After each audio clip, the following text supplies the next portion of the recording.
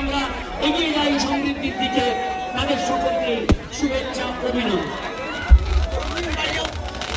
Happy new year.